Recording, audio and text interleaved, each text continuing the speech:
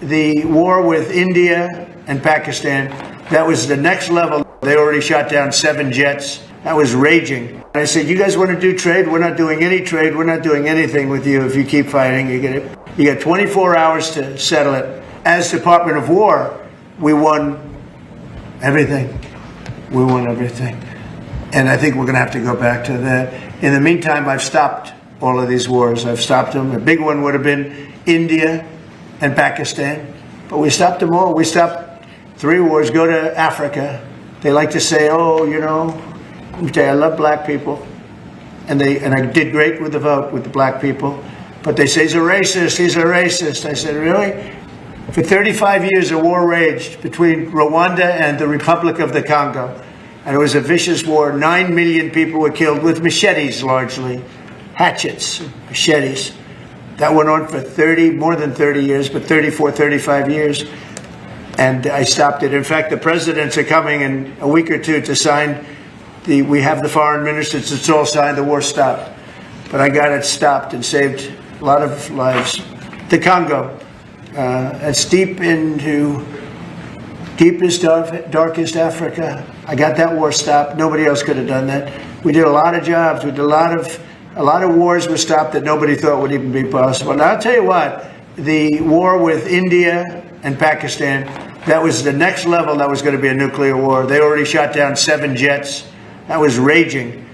And I said, you guys want to do trade? We're not doing any trade. We're not doing anything with you if you keep fighting. You got 24 hours to settle it. They said, well, there's no more war going. And I used that on numerous occasions. Trade, I used I used whatever you had to use. But we got 7 of them stopped. And the one I thought would be easiest, frankly, was going to be Russia and Ukraine. But that turns out to be some big personality conflicts. It's one of those things.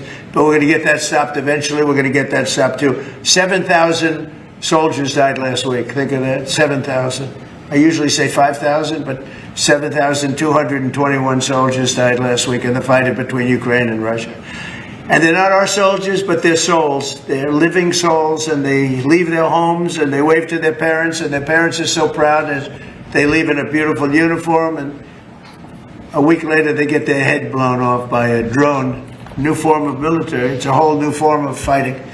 So I would just like to thank the people that are behind me. Thank you very much. You've done a fantastic job. I appreciate it very much. We're doing a real job, and I'm so proud of DC. I passed it 2 days ago, and all the garbage is off the streets. It's terrible.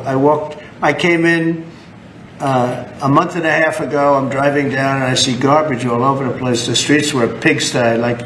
Like I won't use the city's names, but you know what I'm talking about. There are plenty of them outside of this country and inside of this country. Baltimore is a horrible deathbed. It's a deathbed. I know Governor Moore said, oh, he wants to take a walk with me. He meant it in a derogatory tone. I said, no, I'm the president of the United States. Clean up your crime and I'll walk with you. But it's tremendous crime. But he was trying to be derogatory. He doesn't have what it takes. But he's trying to be derogatory. And I met him at the Army-Navy game. They said, oh, there's Governor Moore. He'd love to see you. He came over to me, he hugged me, shook my hand. You were there. He said, sir, you're the greatest president of my lifetime.